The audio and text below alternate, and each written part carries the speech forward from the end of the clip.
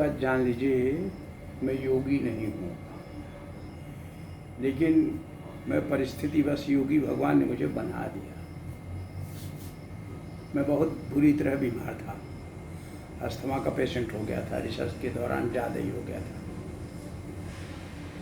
तो एम्स में दिखाया मैंने अपने को, और उसके बाद ये पता चला कि अस्थमा की कोई परमानेंट दवाई नहीं है एलोपैथी में। मैं वहाँ से आ गया अपने कॉलेज में, और फिर मुझे ऐसा मौका मिल गया कि योग की क्लास लग रही थी भोपाल में, और मैं ऐसा करके चला गया।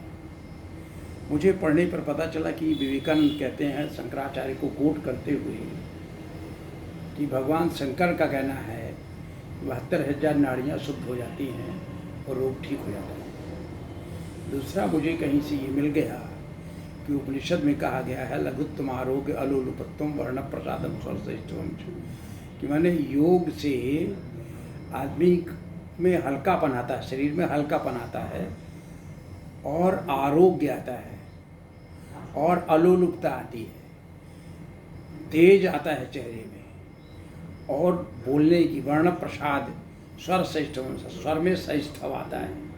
तो मुझे लगा ये तो बहुत सारी चीज़ें हैं, तो हमारे में 73,000 नाड़ियाँ तो है नहीं, मैं भी ठीक हो जाऊँगा। और मैं इसका योग का अभ्यास करने लगा, और मैं ठीक हो गया, काफ़ी जल्दी ठीक हो गया।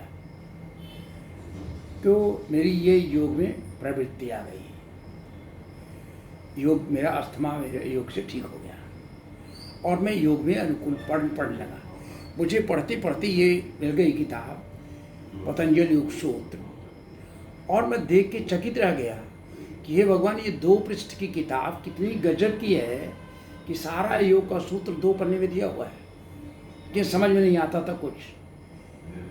करते करते करते धीरे धीरे 18-20 साल टाइम लग गया, क्योंकि साथ में अपने पढ़ाई दूसरी करनी थी, कॉलेज में पढ़ाना था और बॉटनी में रिसर्च करना था, कराना था।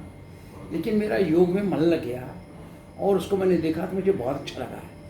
योग की परिभाषा में योगस चित्तवृत्ति निरोधा, जो महर्षि पतंजलि कहते हैं, तो चित्त वृत्तियों पर पढ़ने लगा तो और अच्छा लगा।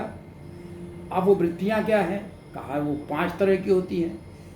मूलतः पहले 2 तरह की होती हैं, फिर 5 तरह की होती, फिर और आगे आगे देखा। तो जब योग में अष्टांग योग का पता चला, यम नियम आसन प्राणायाम प्रत्याहार ध्यान धारणा समाधि, तो मुझे लगा ये तो आश्चर्य चीज़ है। फिर मेरी गीता में रुचि आ गई थी, और गीता में पढ़ने लगा था रेगुलर। बिना गीता पढ़े मैं भोजन नहीं करता था, कई साल तक ऐसा हुआ।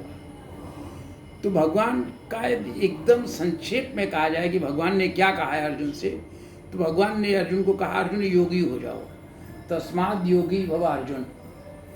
और योग को ही परिभाषित किया कि योग क्या है, तो कहा योगा कर्म सुकौशलम, कर्म करने की जो कुशलता है, अच्छी तरह से कितना सबसे अच्छे तरीके से कर्म किया जाए, वही योग है।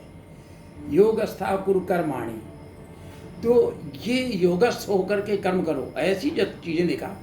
और फिर पता चला कि योग प्रत्येक अध्याय गीता का योग है, योग प्रत्येक अध्याय गीता का योग है। तो मुझे बहुत अच्छा लगा इसमें, और देखते देखते मुझे लगा है कि वेद में, पुराणों में, उपनिषद में सब में योग है।